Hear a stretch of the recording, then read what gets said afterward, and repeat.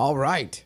It is Winning Women's Wednesday. It is. Good morning, everybody. Good morning. And I definitely have some winning women here today. And I will just be I'll ride shotgun. You know what? I'll just hop in the back seat and just hang out. There you go. We are excited to have the president of MetroTex with us today. Hello. Ashley Yeah. Gentry. Thank you for being here. Thanks for having me. This is exciting. Awesome. And technically, this is our second time. So we did the road show with you. You did. At Michelle's right. other gig. We did. At our MetroTex meeting on the panel. I'm always here. Yeah. Right? Just tell me where to go. Yes. I love that. Love that. Those are our people. Yes. Yes. That can just show up. Yeah. Thank you. A willing spirit. That's what we call it. I love that. That's a nice way of how my mom would describe me, right?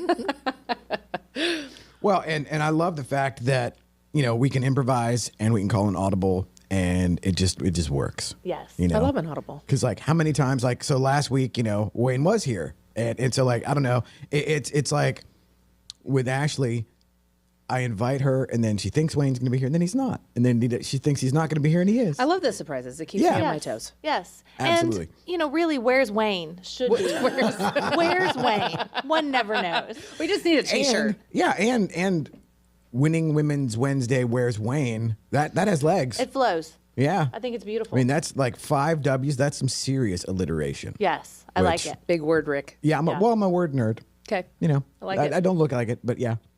So I'm also a spelling Nazi and a grammar Are Nazi. you? Yes. Oh, yeah. Oh. I could see that. It just kills me. Yeah. Okay. But Good to I know. keep it inside. Huh. So, yes, I will be spell checking everyone. I'm a little nervous now. Oh, don't be nervous. Every time I write a post, now I know he's going to be looking at it. Oh, my goodness. I'm going to stop tagging you. Okay. We are wrapping up May, which is Mental Health Awareness Month. So thank you for being here for that. Of course. What's the Oracle got for us today? So, today, let's see here. It says, she means business. Ooh. Yes, she does. How can female entrepreneurs overcome adversity? And the quote is, do not wait for leaders. Do it alone, person to person. Nice. I like that. I like that. the don't wait. Yeah, definitely. Because so many folks, it's like I find that a lot of folks, they need permission. Yes. Ashley's like, I don't need permission for shit. Yeah. No, I think it's fear. It is. It's fear-based. It's imposter syndrome. It's being afraid to fail, and it's all of those things. Which again, I think for women specifically, we are wired differently. Some people don't want to necessarily talk about that there are differences in how we're wired and our hormones and all of those things. For sure. But it's also our superpower, right? Absolutely. And and women have I think a far superior amount of emotional intelligence that's just natural, right? And so, but that can also be our worst criticism of ourselves when nobody else sees us in a certain vantage point. And we've got this negative loop that's consistently going in the back of our minds. And for me, breaking, some of those barriers was the key to my success, realizing that the way I negatively see myself is not how the world positively sees me. And in fact, those things that I think are negatives, again, are my superpowers. And that was a really amazing mindset shift for me going into that mental health portion of making sure that I'm surrounding myself and with people and coaches that help me make that shift, because I didn't do it by myself. And that was a real transition point in my early 30s to where I'm so excited about my 40s because I kind of know who I am now at this point, and I'm excited to see that next iteration, like we were talking about, what that looks like. That's incredible. What do you think was most instrumental in getting you there? Again, realizing that I don't have the answers and I need to find more rooms where maybe there are people that can help me find those answers. And of course, I'm president of MetroTex, Association of Realtors this year.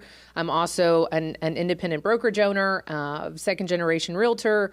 And all of those things are great, but they're titles, Right. And so those titles can be fleeting. And for me, it was trying to find somebody to help me really unpack why I think certain things about myself, why I have these self-limiting, belief systems and everything else. And honestly, the TRLP, or Texas Realtors Leadership Program, I didn't know that was going to be the environment in which it reshaped that for me. In all reality, I looked at it, I saw some dude that I was like, that moron can do this leadership program. Well, I'm going to do it, and I'm going to show him that I'm going to be better graduate of that leadership program. There you go. Which was funny that was the driver. And so I just signed up not even knowing what that program was going to be. And I remember we did a thing with Dizzy Dick, and he gave everybody a card, our own little piece of note card, and you had to walk around the room. And then we had a class of about 28 people, and I'd only gone through the ropes course and done some other things with them, but we'd already bonded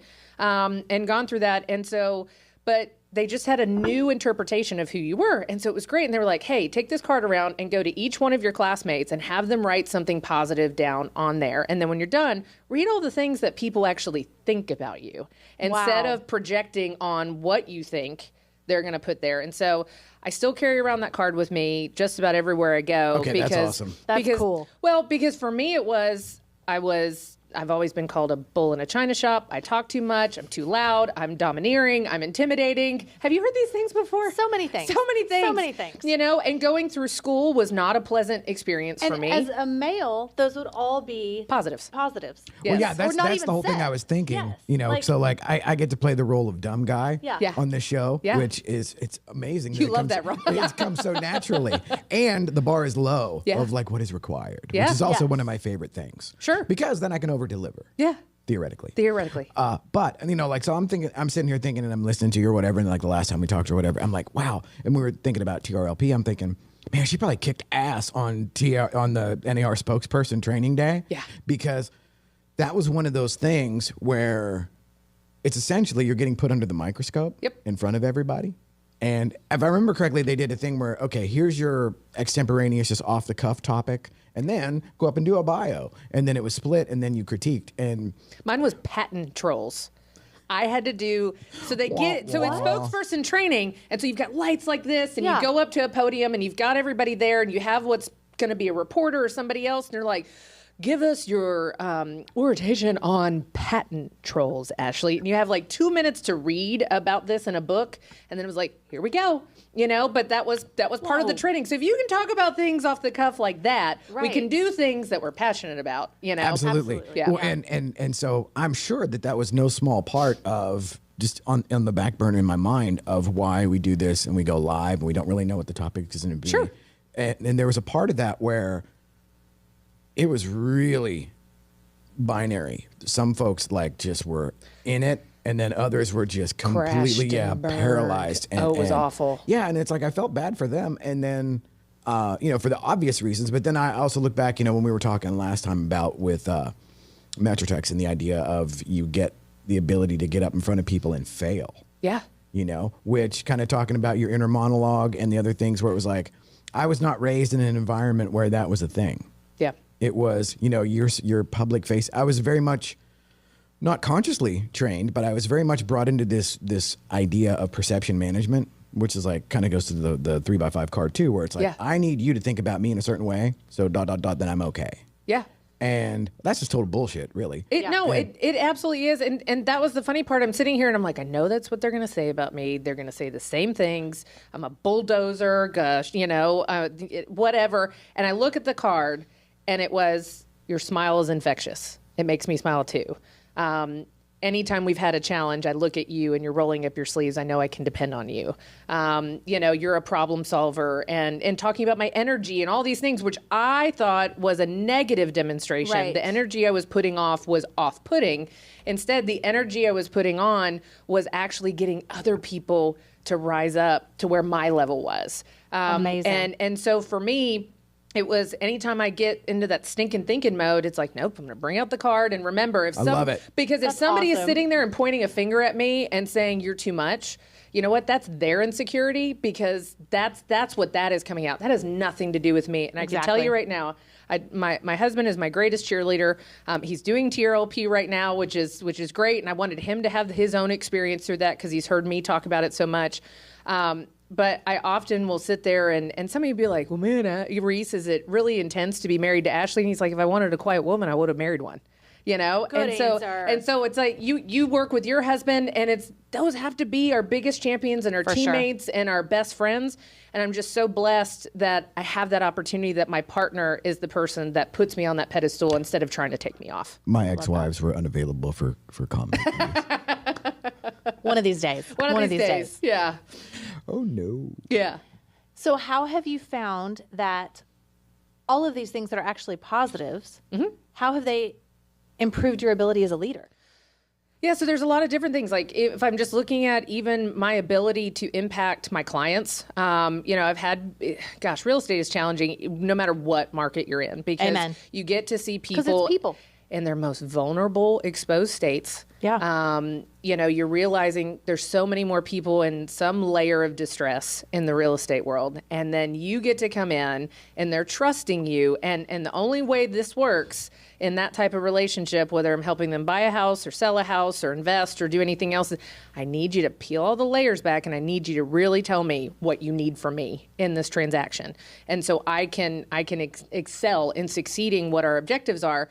But a lot of times that's mending a broken person. They're afraid through to be that. vulnerable. They're afraid to be vulnerable. And I've had clients who have literally come to me and said, your spiritual gift is to help broken people through real estate. And I sit there and go, that's a beautiful way of saying, I'm there to put out the dumpster fire that is Your life. my life and my transactions that happen that way. But I've had people that going through divorces. I've had people that have going to mental health side. I've had somebody that tried to take their own life during a transaction. Oh, wow. I've had so many things, and I don't think those are always isolated. I mean, doing it for 20 years, it's not like that happens every day. But you just realize the more people are letting you behind that threshold of their door. So that lets me lead them in those circumstances, because that positive energy demonstrating that I can roll up my sleeves and I can do this, and they look at me and they have faith that I'm going to carry them through this. That's amazing. And then going through leadership in MetroTex. I mean, gosh, that has been an interesting experience. Overall, been well received. But then there are some people that look like, you're not the norm. Like, you're not what we've used to seeing in the industry over the last 20, 30, 40 years. Well, yeah. And I think it's time for that. Which It's I time. love. And so it's like, now, ostensibly on the surface here, you guys are kind of, but not really. You do fit part of the role of what, if I were in a room full of my bros or whatever, like, right. Oh yeah, a couple of blondes that sell real estate. Yeah, like, sure. Wow, so I mean. But she's got her guns out over here, it's like. It's summertime. Yeah. But kind of what you were saying about, they don't see it they see the stereotypical thing. Yep. Where it's like, in a lot of instances, they've only ever interacted with somebody that was like either a trophy wife, the one that would do like one transaction like every 9 months or whatever. Yep. Versus what you were saying. It's, if you're in the game long enough, you will have everything happen. Yeah. Yep. Where it's the divorce, it's the deaths, it's the, we didn't close because they died, or just any number of crazy ass, just lightning bolt events that nobody's prepared for, let alone in the middle of the largest transaction of their life, And so I've been very impressed with the ones that handle their business like you and are able to be taxi driver, therapist, counselor, financial planner, like all of the things that go into doing it well, because there's a difference in doing something versus doing it well. Yeah. Absolutely. And I think, going through MetroTex leadership has actually taught me more about myself than the real estate world, because that, your clients, while they're a client for a lifetime, right? It's not a divorce at the closing table. Right. They do kind of come in and out. Absolutely. As far as how much interaction you have. How many times have you had a client when you close and it's all done, they're like, but I miss talking to you every day. Oh, I know. I've gotten that text. I miss you. I miss you, because we're so embedded in each other's lives for so long, and then it's like you're extricated out, and I got to go help the next person now, and I have to invest in 3 others of you right now, Yes. and so I can't. But so going through that, have these Cutco knives. Yeah, exactly. Shout out to John Israel. Yes. Mr. Thank you. Yes. So, but for me in the MetroTex, it hasn't been, and my again. real estate is not transactional when you do it correctly, but there are still the ebbs and flows of what that looks like It's in still a a transaction. It's still a transaction. Yes, of course. MetroTex has been a bigger life cycle of doing these things. And so, we've built a building. We went through COVID. We were virtual for 3 years. We've gone through, Justin's our new CEO. So we had an interim CEO, Roxy Glenn, who was absolutely amazing. But going through all these transitions, yes. But going through all these transitions as a leader of the organization, sometimes I was told when I started my leadership journey on the executive team, I was told, the most disappointing thing you'll realize is that you are just a figurehead, that you're just a bust on a podium. And I'm sitting here going, I don't want to be. And I don't think you have been. I have You've not made an impact. No, you have not. Yeah. I have not. And so for me, it was almost like, okay, I'm going to take that negative thought and I'm going to flip that and understand, why has it always been, instead of going, I'm going to do something else, why has it always been a figurehead position? And part of that is because the investment, it looks different now than it once did. And our industry's on fire, and the needs of the real estate industry have changed. The needs of our staff have changed. The needs of the consumer have changed. So we have to change, and our impact needs to look a little different. That doesn't mean my predecessors didn't do an amazing job and lay the groundwork for us to be successful and be the 5th largest trade association in the country for real estate today. But it did have to change, just like being a realtor today Absolutely. looks very different than it did in 1985. By the way, that's when I was born. So that's where that year came from. And by you leading it the way it's being led now, it's opening the door for the changes that are happening in our industry. Correct. Now more than ever, we as brokers, we as agents, we as affiliates, we need to come together as a community. Yeah. And you making those changes are making that possible. Yep. And so shout out to all of the brokers and the agents and everyone that's getting involved again, because that's what we need, which goes back to mental health. I was about to say, that's a great segue. Yeah, it goes back to mental health, because an article that I was doing some research on a couple weeks ago, 50% of all people indicate that they're feeling very, very lonely.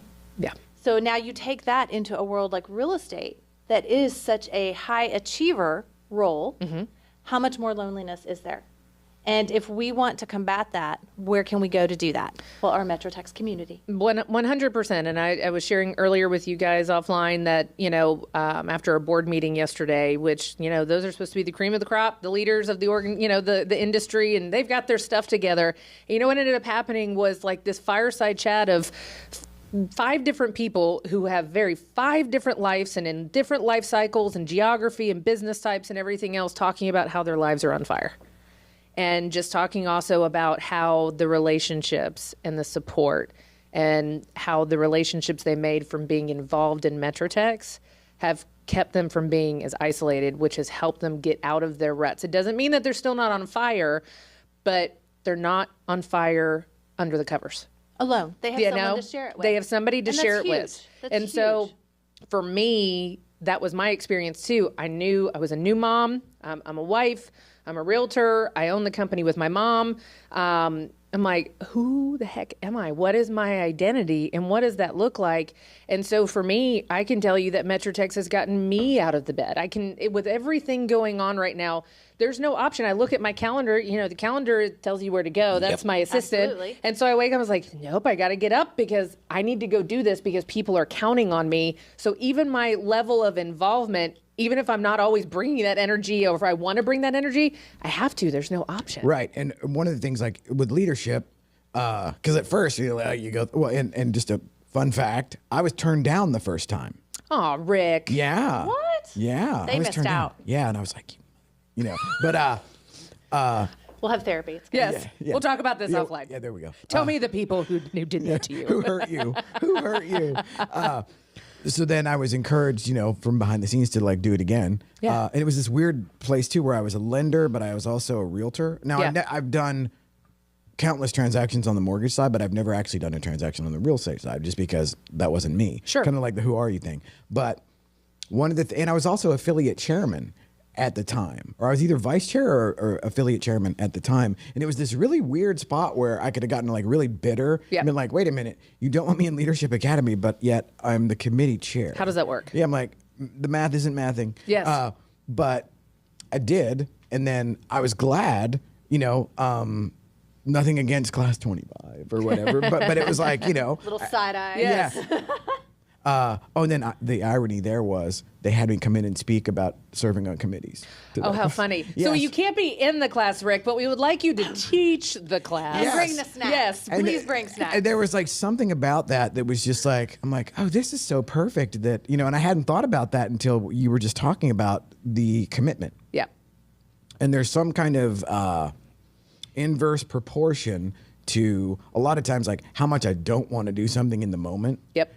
Versus how I feel after I've done it. Yeah. And I was the king of overcommitting and saying yes. Because it's like, oh, right now, it's 3 weeks from now. Today, it sounds kick ass. Oh, yeah. 3 weeks from now, I don't we want all to do do that? Yeah. And so one of the things, and this actually, whenever I taught, I was Ebby's Google instructor for a lot of years. And so one of the things I taught was there's a mechanism inside the calendar that it'll email you, but it won't commit you to the event. And I was like, that was a lifesaver. Yeah. It was like everything was there because it was the opposite was also true. There'd be things where like if you tell me today, I'm like, that sounds dumb, and then 3 weeks from now, I'm like, oh shit, that thing's right around the corner. I'm just gonna pop in. Yeah. And so that freed me up where I wasn't overcommitted. But then when I actually hunkered down and like leadership, we were like, wait, a whole Friday where we put our phones in a sack and like what? Oh, that was my husband this morning, by the way. We've got all these fires going on because we also have an asset management, property management division of our company, and he runs that. I call it asset management now because it's a different mindset, Yes. right? And so he primarily runs that while I run the sales portion of the business. And he just looks at me going in the driveway at 7:30 this morning. This is the last thing I need today, Ashley, is an all day where I can't do work and everything else. And you know what? He said that his first day too, and he called me on the way home and he was like, it was so much fun. And it was a welcome distraction. And so I even called him on the way and I said, you okay? He's like, I'm going to be fine. It'll actually probably be a good thing because I'll gonna get have the a work great done. day. Yeah. I'll get the work done, right? But I think the biggest thing is it's not busy work though, and people need to understand that. I don't just fill my schedule Right. to fill my schedule. But it's different stuff. It's maybe speaking to the leadership class or doing a podcast or talking to, a newspaper to dispel all the rumors that are going on and make sure we get to control the narrative. For sure. Sometimes it's just having a one-on-one with somebody who called the association and wants to learn more. And I'm like, I'll take that, and I'll go meet them up there. Like there's always, and it's not self-serving. It's just, if I get to be in rooms with different people doing different things on a consistent basis, I am going to win. Yes. And I would take that even one step further, and it's like we're not going to outthink or outdo or outact a million years of biology. No. We are tribal animals. Yes. And we live in this world where this weird digital matrix thing is perfected to where the algorithms will literally feed you shit to basically distract yourself. Yeah. Ruin your day. 24/7. Ruin your day. Absolutely. And it's like, oh, do you like to be mad? Well, how about take a look at this? Yes. Or the vice versa. It's like, oh, you like kittens? We got kittens. We got kittens. Yeah. And so depending on, how you're wired, well, they can just eat up your entire, daily 24 hours cycle with nothing. Yeah. With literally, it's like eating cotton candy for dinner. It's like, that was good for a minute, but it's like, okay, well now I'm on my third helping of cotton candy. It's like, there's no nutritional value in this. None. This sugary stuff sucks, but getting into that tribal aspect, there's something that happens whenever you are basically being of value to the tribe, whatever that looks like. Yeah. There's something in there at either a subconscious or a cellular level or whatever that you feel better about yourself.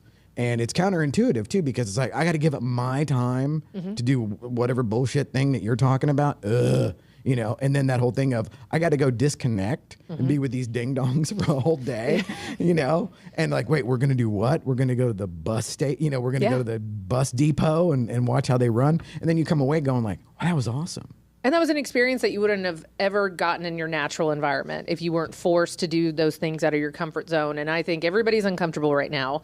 And I think it's really hard to also discern what is going to be of value and what's going to be, something that's going to drain you. And I think going back to the mental health side and understanding, do something because you think there's a tangible value proposition. Doesn't mean it's money.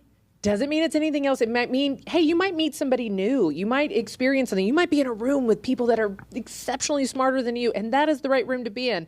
But sometimes we make these commitments based on codependency, based on, this weird insecurity about ourselves. It's Short-term gain. Short-term gain. Short-term gain, for it's sure. It's that scarcity mindset of, if I'm not in that room, they're going to be talking about me, or, I feel FOMO. And I'm like, when I've gotten to a place, it was so funny. I finally realized, I broke my FOMO. I was sitting, and I just gotten back from a trip, and everybody knows this about me. I don't like to travel. Doesn't mean that when I'm there, like I don't do well. It's just I need a rhythm, and I need these things, and I want to be around my family. I've got a beautiful 10-year-old daughter, and she is amazing, and she is everything. My husband's my best friend. So if I'm out of there, that's my tribe, right? Right. But I had just gotten home like the day before, and I had somebody text me, and they were like, "Hey, why aren't you at the D Magazine party?" I was like, "There's a D Magazine party?" And they're like, but, I mean, it's where everybody's at, right? It's all the people, the players, and everything else. And I just looked at my phone. I said, I'm where I need to be. I'm with my kid. So I didn't even know what was going on. And in a normal sense, I might have been, 10 years ago. Distressed. Distressed. Yes. Like, oh my gosh, how did I miss it? It wasn't on my calendar. And instead we played Uno, Uno's great. Uno. But those are the things where it's like, you've got to get to that point where it's okay if you can't do everything. But I encourage people to do as much as they can for personal enrichment and to be in rooms with more people that can help you succeed. Agreed. And like my guys and now gals, because I just hired 3 lady photographer and Love drone that. pilots. Nice. Like, what? But I tell them like, hey, so we were at the Real Producers Party. Yeah. At Prestonwood. And that was the gal's first day to like kind of hang out with us. Yeah. And of course, Cruz knows the drill. Yeah. But he came in not knowing his rear end from third base. I remember. And yeah. Yeah. And, We and all so start then, that way. Yeah. But the idea, I tell him, I was like, okay, you guys get the advantage of me giving you the shortcut as to like what is advantageous for us to go to. And that also kind of fulfills whatever kind of sense of community or whatever that I get out of it. And I said, but the rule on figuring that out was say yes to everything once, and if it sucks, you don't go back. Yeah. Exactly. Yes. You And learn. as soon as I got into that versus, because you having been to, 1,000 networking things or whatever, you'll get those ones that people come in and they're just like checking everybody into the boards and trying to give them a business card and just, it's like, oh boy, you're not going to last very long. here. No, absolutely, because it's transactional. Yes. I have dollar signs on my forehead. If you're Yes. just trying to give me business cards, you don't care about me. You Right. don't care about figuring out who I am and how we can, have a mutually beneficial relationship. What I stand for, what's important to me. 100%. And that's the people I want to do business with. Always. Yeah. Yes. And the simple shortcut aspect of if you look hungry, you go hungry. Yeah. Where it's like, and I love to have gotten to a point where like, okay, I don't need to beg for anything, Yeah. because there was a time where like, okay, I don't know what I'm doing. Like I'm just making this up as I go. Sure. And then to finally get to a place where like the FOMO thing, the only time I get it now is where it's like, there's a particular group of people that I wish I was with. And I see them doing something. Not that I wasn't invited or not that like I might just see the highlight reel afterwards and be like, oh man. I should have gone. Yeah, Yes. I should have gone. Yes. I should have gone. Yes. But more often than not, if it's just some bougie like bullshit party or whatever, I'm like, whatever, And then with any luck, sweet baby, they hire us to shoot it. Yeah. Even there you better. go. So you get to Even do both. better. You get to work and you get to Yes. experience it. Yes. Yeah. At the same time. And it's like my original experience of networking back in the day, the The old 90s networking. Oh my God. well, the Park Cities MLS meeting used to be at the Macaroni Grill. That's now a fire station. Yeah. Yeah. But I used to tell people when they were like, "How did you get everybody to know you and everything? How did all that happen?" I'm like, first off, it doesn't happen quickly at all. But you have to be willing to go into the meat grinder as far as like that meeting. I think it was every other Tuesday. That was like the first day of high school, every other Tuesday. Yes, I believe it. I believe it. Going back to insecurities and mental health and everything else, everybody had a different experience in school. And I think people look at me and they're shocked. They're like, "You didn't enjoy high school?" I hated high school. It was awful because it's an environment in which there's a bunch of people that don't know themselves, that are trying to figure things out, and depending on how they're being raised, in their home environment, that's Right. going to dictate how they're interacting with all of this. And we always laugh, but I was like born 30 out of the womb. I looked like a 30-year-old person in high school too. And so you come in, and it's not that. I mean, I was always friends with everybody, right? It wasn't one clique or anything else. Yeah. But that was also kind of dangerous because somebody that was comfortable with being around so many people. It's like, what's wrong with you? Why don't you want to click up? Why don't you want to do these things? Why don't you hate them? Yeah, why don't we're gonna play this game and everything else? And so it was awful going in. It's Hunger Games in a high school cafeteria, going like, where do I sit? Where is the right place to like position myself for leverage, in this environment? And I remember I had a counselor come to me my sophomore year, and she just said, Ashley. I said, yes, ma'am. You're done with high school. I said, I am done with high school. I've been done. And she said, it's time for you to go on to greener pastures. And so I graduated high school 2 years early. Oh, wow. That's awesome. But again, it was one of those pushes where it was like, okay, well, I can be done. Like, it was like, thank you for giving me the authority to do that. But that was it. Like, everybody's experience doesn't have to be like everybody else's. So there are some people, like my husband loved high school. He'd probably go back, but it was a different experience for him than it was for mine. And I think this stuff is too, right? I mean, some people get energy from going to a D magazine or a Real Producers event or doing something else. And then other people are like, oh my gosh, that sounds horrific. I need my weighted blanket, and my headphones, my AirPods, my Thunder shirt, and I don't want to do this. But there are still environments in where they can create connection. It just doesn't look the same for everybody else. And that's where I think it's the more we can be vulnerable with other people and share our personal stories. Who we really are. Yeah. Who we really are. Take those masks off and let them know that, one, I have been to a place where I've been so broke that I've been selling things that aren't nailed down in my home. That, there was a time where I'm sitting there and going, okay, what do I do? How am I going to feed my family? And that wasn't that long ago. I can remember those times, but they look at me now and they're like, oh, she's killing it. She doesn't have to do anything. I literally had to suck on a tailpipe, for a good portion, and I was successful in the beginning of my career.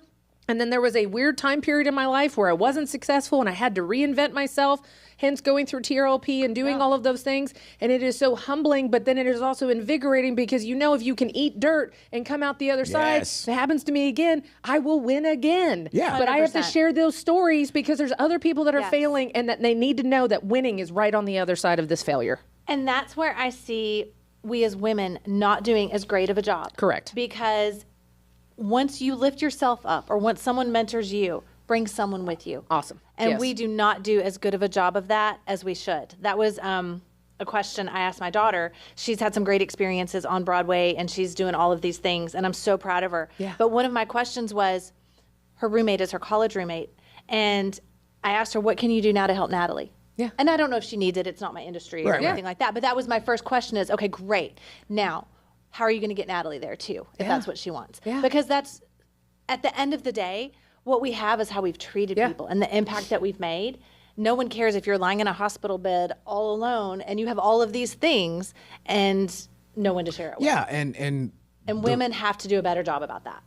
And so like you guys have this interest, like for me, the perspective is very interesting because like even now my Instagram feed is nothing but hustle porn. And I mean, there is like just 24 grind, grit, 24 hours a day. But you thrive on that. You enjoy it. Yes. And there's an element where I would say like, okay, yes, I have the confirmation bias of actually now having, some level of success or whatever. Like I'm not worried to get groceries today. You know what I mean? Yeah. Which, but true story, when COVID happened and real estate was shut down, I had been, so the precursor to this studio was actually a partnership I had in Frisco. And I'd worked for 6.5 months on that. And I gave away deals and I gave away clients to focus on that. COVID happened and that put that place out of business. Yeah. So and fast, I'm I sure. literally had $600 liquid, to where like if you put a gun to my head and said like, give me $700. I can't. Like, well, would you take 6? But I did the Ashley thing. I like literally, having been a nerd my entire life or whatever. And I also, my mom told me in my 30s that I was able to get out of school early, but she told them no. Yeah. Oh, there you go. She didn't You needed a little bit more, Rick. Well, no, she was like, there was no way in hell I was letting you just run the streets all day, every day. And I like was a wild animal. And I'm like, okay, that's actually valid. Yeah, Okay. makes sense. Yeah, that's probably the wise choice. But I was selling collectibles on eBay right out of the gate. And I literally had the mindset shift of, you know what, the hell with this. I will sell everything I own. My condo's paid for. I'll sell everything I own. Then I'll sell the condo. And and I'll live in my car. I don't give a shit. And then I'll have, if I sell everything, and Which I is sell the trendy, by the way, now to like live in a van. Live in a van. I was not looking to glamorize the van life. Yeah. But there was that aspect of like, you know what? I don't really give a shit now. And it's like, this is what I'll do. be okay. Yeah. And because the whole time ever since getting out of the mortgage world, my philosophy has been, as long as I don't have to go get a real job and sit in a cubicle. Right? Anything but that. That's the biggest thing. And so I go back to when you were talking about, I get to shoot this event and hang out with my friends at the same time. That's how I felt about bartending. I bartended at night and did real estate by day, because here's me. I don't necessarily want to go pay to hang out with all of these people. I want them to pay me, and Even I still better. get to hang out. And so concerts, working at an Irish pub, doing all these things. And yes, I drink on the job, and that's a TABC no-no. But for me, that was like, okay, I get to do both. I get to have a good time, and I get to be paid really well, by the way, because obviously I can sell ice to an Eskimo. And fun fact, that's how I met my husband. I was his bartender at a biker bar. I love that. Yeah, I know. And so it's funny, and they're like, do you tell your daughter that it was a biker bar? I'm like, yeah, how cool is that? Right. And so I see this now, to see this full circle situation, talking about women and how we sometimes have poor boundaries, and we do these things to ourselves, and we stretch ourselves thin, and we don't take care of ourselves, whether it's individually or together, recognizing that batteries are being depleted and I need to do something to recharge that person. But it was like this full circle moment, realizing that I'm doing a good job, even though sometimes you think you're failing miserably with your children. We were watching, what's that movie with Reese Witherspoon where she goes to law school? Oh, Legally Blonde. Legally Blonde. So good. It's But that was such- right on the tip of my tongue. Yeah, I'm like, I can never remember what I'm talking about it. But I think my kid was probably like 6 or 7. We're watching it during COVID and everything else. And she just looks at me, and, she goes, for those that have not watched that movie. Shame on you. Yeah, shame on you. Go watch it. so good. It's in my queue. It's in your queue. But this really awesome, energetic, beautiful woman who loves to wear pink and is in a sorority and everything else is graduating from college, and her boyfriend who's is going to law school, and that's just not acceptable, because he's going to break up with her because she's just not Harvard Law School material. She's not the type. She's not the type. So he needs to go find the archetype of what his family wants for him, even though they were madly in love and she thought he was going to propose. So instead, she's going to win him back, and she's going to be that person that he needs. I'm going to go to law school. And so my daughter looks at me and she goes, she doesn't need him. Exactly. And I just looked at her and I said, tell me more. And she goes, he doesn't really love her. And she's trying to change herself for him. And that's not right. And I'm sitting there. She's like 6 and a half. 7? Yeah, 6 I and a half, love 7. I it. know. Oh my gosh. And I just look at my husband and he's like, and still we Can talk. she be on the show? Right? Oh, she'd be great. She's probably jealous she's not on here now.